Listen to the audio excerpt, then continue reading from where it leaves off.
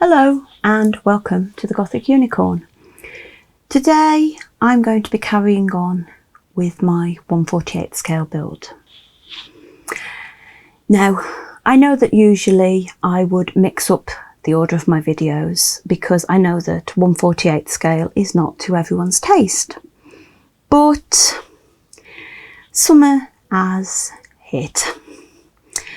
Now summer in the UK is not normally that hot. If we have temperatures in the low 20s for a couple of days, we think we're doing well. And when I say low 20s, that's Celsius. For anybody that measures their temperature in Fahrenheit, I don't know what the equivalent is.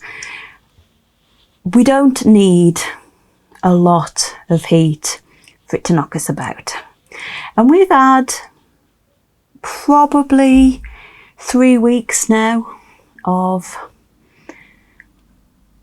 sunny days, and these past few days have been hot. Not hot by some of your standards, but hot enough to knock us about. So I decided that this week I'm just going to do what I want to do, and at the moment I'm not feeling particularly great in terms of my brain power, so I'm getting on with the 1/48 scale building because I've got a lot of painting to do on the last breath in, and I think I can just about cope with that, so that's what we're doing.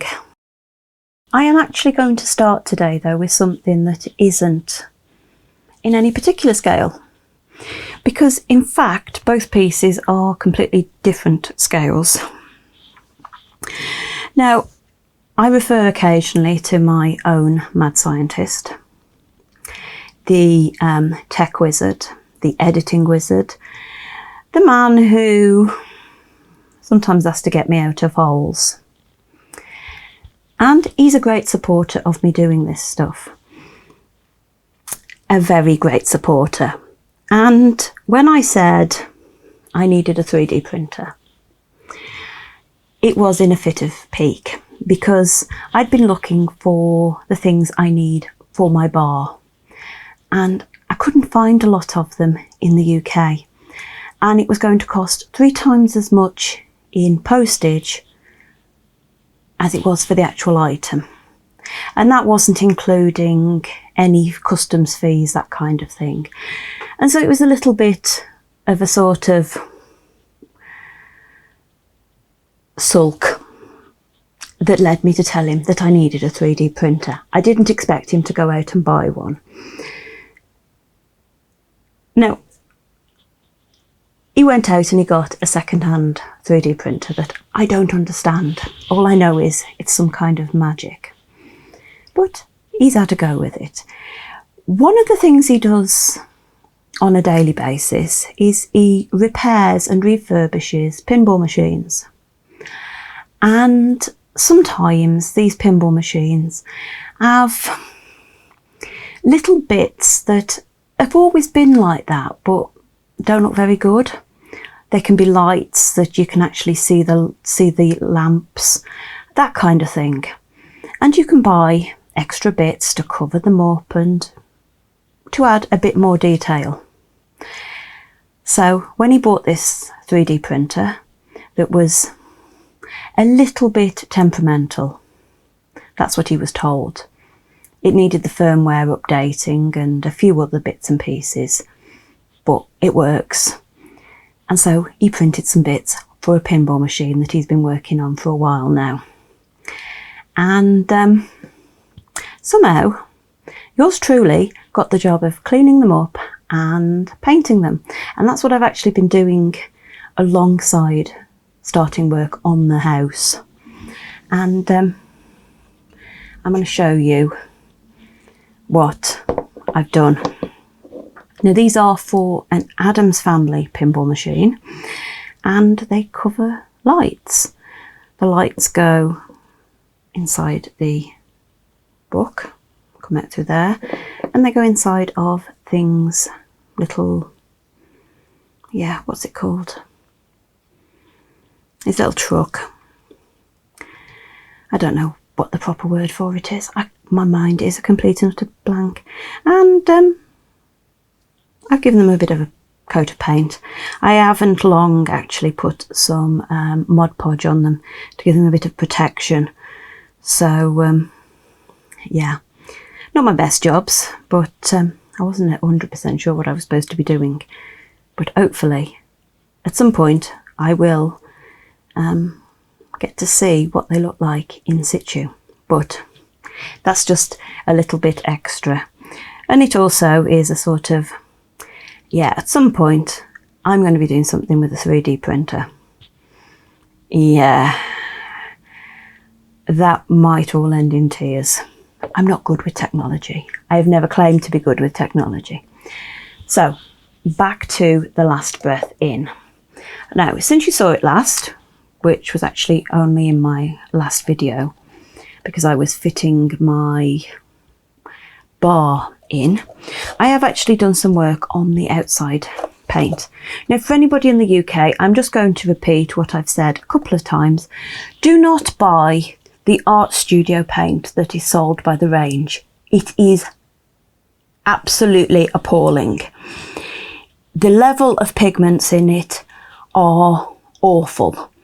It has taken me 4 coats of this light grey to get anything like coverage.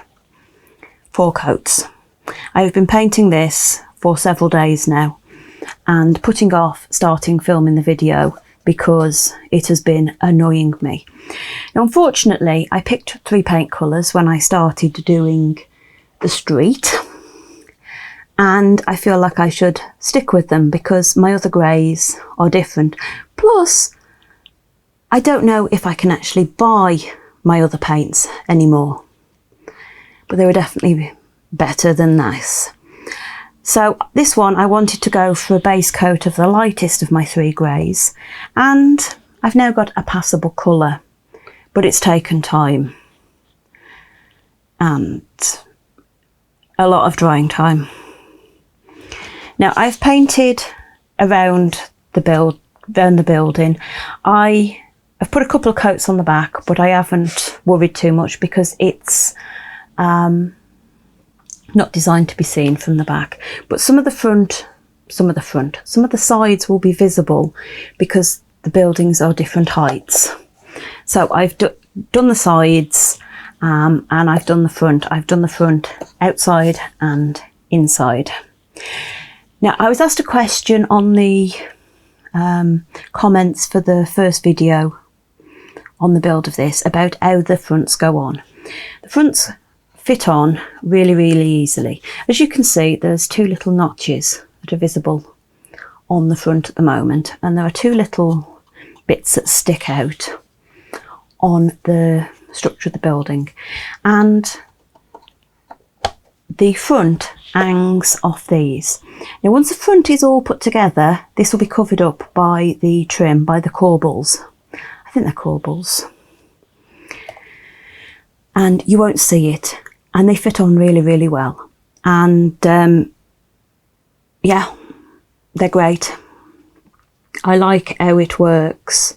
I am pretty impressed with this. So this is how the front attaches. Now, if I just stand this up, I'm going to actually stand it up on its side because the camera's not high enough. You can see that actually stays in place. And when they're on the shelf, they're great. The fronts stay on and there's no bother at all. No need for magnets or hinges or anything like that.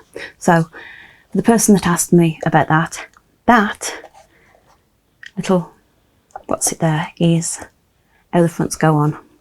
Great idea. My next step is more painting. Now, obviously, I'm focusing on the front, but I have also got, just pull it off here, the roof. I probably won't get started on the roof today. I'm not sure how I'm going to finish this roof. I don't know whether to go for a faux metal effect like I did on the last building, whether to go for some kind of tiles or shingles. I don't know. I just know I've got another roof to construct, and I need to figure that out before I can attach its dormer window. But the dormer window, as with the rest of the windows, are all sat here.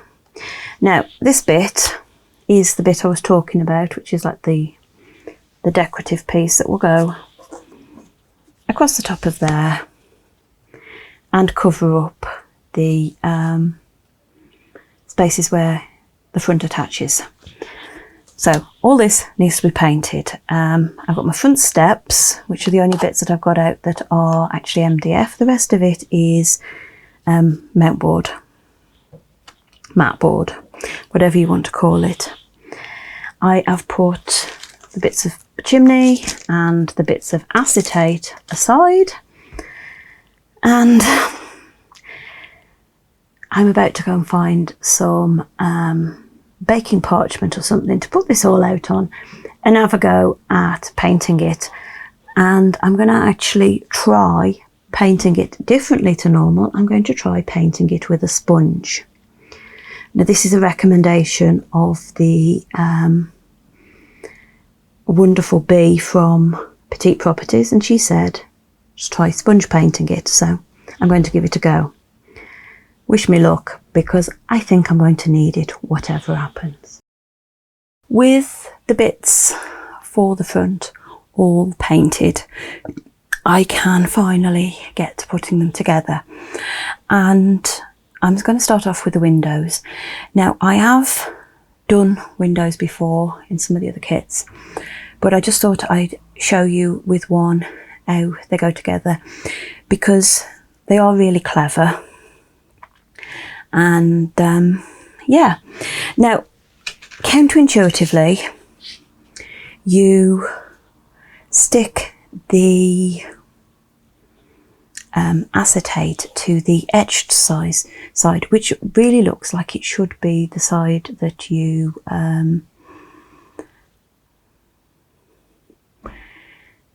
you give some attention to, that this would be the side that is visible, but it isn't. So I follow the instructions, and all I'm going to do is I'm going to put a small amount of glue around the outside of this frame. Now, I'm only using a small amount of glue, and I'm not sure if I'm going to actually pop much on the glazing bars, which is what you call those bits within the window, called glazing bars, because they used to hold the various pieces of glass, and in a real window they'd all be separate pieces of glass, so we'll class them as glazing bars. And my brain's actually being quite cooperative today, because it's let me remember what they're called. And then I'm going to take the piece of pre-cut acetate, and this is actually cut to shape, and I'm going to pop it over the top. Now, I am going to have to just slide it down a wee bit, because it is the same size as the window. Now, if you're really concerned about all this, yeah, getting glue on your actual glass, you can clean it off with a toothpick, or at least if you've got, my glue cleans off with a toothpick. It is as simple as that. So that is the first one glazed. Now, to finish the window, we take one of the sort of smaller window pieces, and we again want to put a small amount of glue on it. Now, if I'd been clever, what I would have done is I would have put the glue onto this before I started filming, and then I could have let it go tacky, and then it would have gone onto here really, really nicely. But I didn't. So there we are. What my brain has given in terms of me remembering what a glazing bar is, it has taken away in terms of common sense. That is the story of my life at the moment. My brain is all over the place. Now again, I'm only going to put a little tiny bit onto the glazing bars, just to make sure that they stay in place. Now what you want to do is you want to get this piece and you want to line it up with the piece underneath. And this is going to be a bit more difficult for me because I'm trying to do it under the camera so you can see it. But actually that is not bad. That is not bad at all. And if I turn it over, no, that's not bad at all. Now, as I said, I'm not too bothered. I'm not too bothered by the bits of glue because once they dry on here, they make the windows look like they've not been cleaned properly. And in Dead End, I'm quite frankly really not bothered if the window cleaners don't do a good job. In actual fact, you'll probably find that the windows of these buildings have never been cleaned properly. But what we have here now is we have one of the windows, and I've got 5 of these for the front, so I'm going to go off now and finish them off, and I'm going to let this dry, and then we can put together the other bits for the front. Now, saying that, the other bits go together in a similar way. The doors have got a panel that fits on over the glazing bars. I'm not sure about the windows, the big windows for the front. I will have to check on the instructions. But I'll get these done first and then we can move on and hopefully get the front of this property put together. I have started sticking the various pieces to the front. Now the first thing the instructions tells you to add are the shelves, the steps. The steps make the front freestanding. Will actually stand up. And then it tells you to stick the pieces on the front, turn it over and stick the bits on the back. I've done the bits on the back first because I've got shutters to put on and they're going to stick out, and I just decided it was easier to do it that way when I only had the steps to contend with rather than the shutters and everything else. So I'm just going to stick the last of the windows in place, and this just needs some glue all around this edge here. Now you're actually gluing at this point, you're gluing the putting the glue on the acetate. So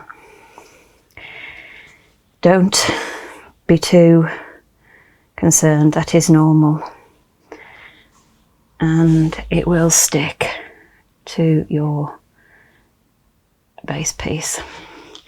And then all you do is you fit the inner window through the, well, you stick the outside window, which was the bit that stuck out, through the gap onto the front panel. And then when you turn it over, you've got your nicely inset window, which I always think looks really good. It actually looks like it's supposed to be a window rather than just some of them where they're stuck on.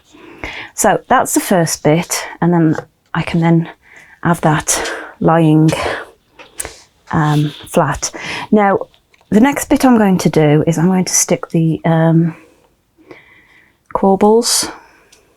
It's the stone trim at the top of the building, and this comes in 2 pieces. Obviously you've got the flat piece and you've got the actual decorative piece, which gives you the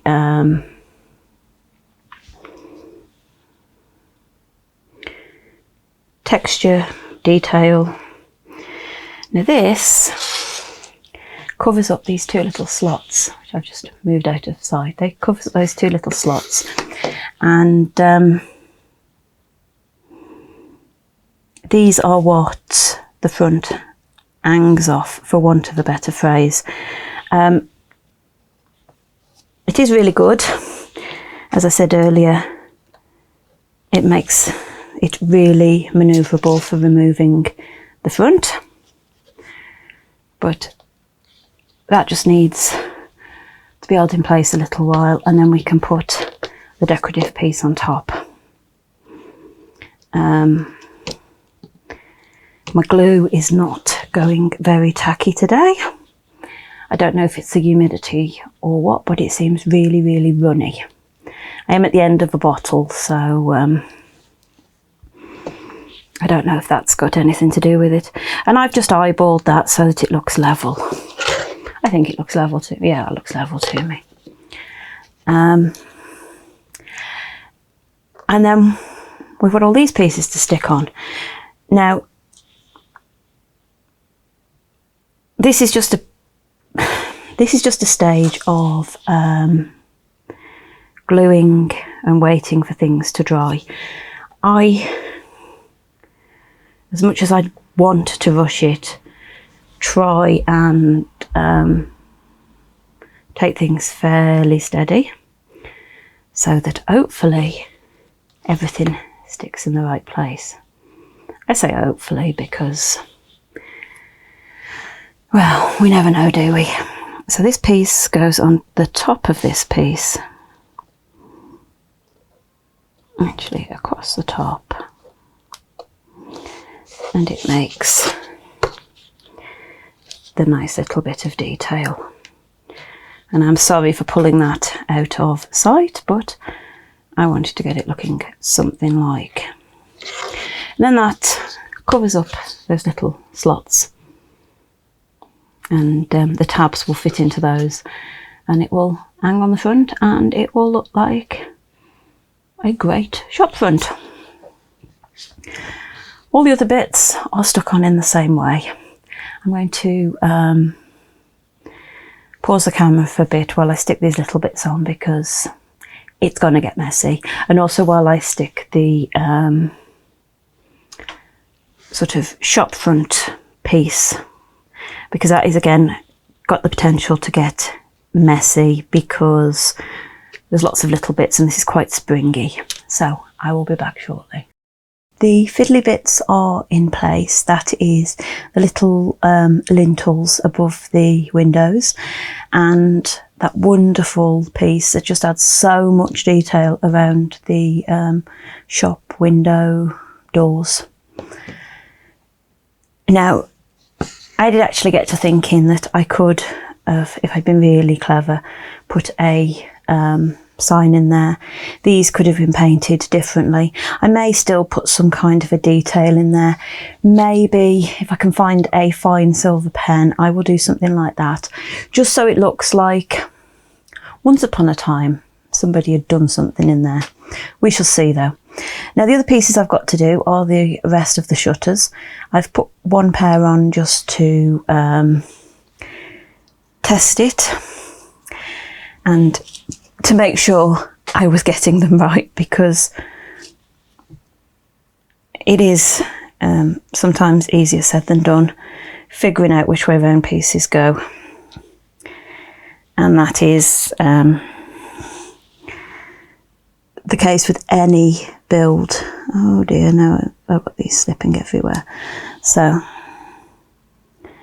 to put this into place and just hold it for a moment until it takes. I think that's took. And we'll start on the opposite one.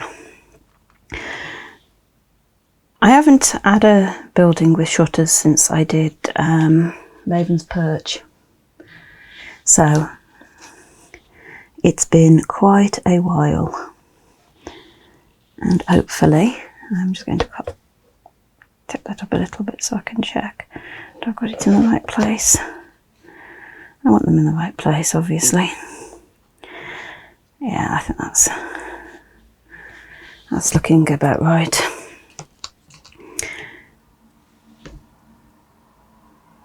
Now, obviously, unlike Raven's Perch, these are not a 360-degree build.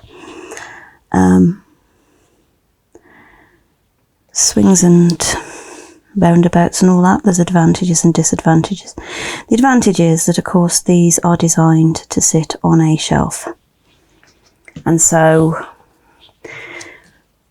you can fit these onto your shelf, and as long as your shelf is tall enough and deep enough, you can have a row of buildings without too much trouble. I am going to do some kind of a small baseboard for them, but as we're not halfway through the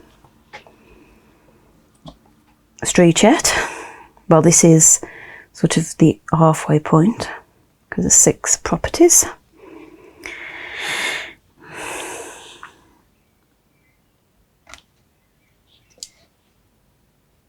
And now I have one more bit that needs to go onto the front that you may or may not have noted is missing, but I will talk about that in a moment. I'm still debating how I'm going to do that, so come on, let's get rid of some of this glue. I've been quite neat with all the others, but this one's gone a bit awry. And one more.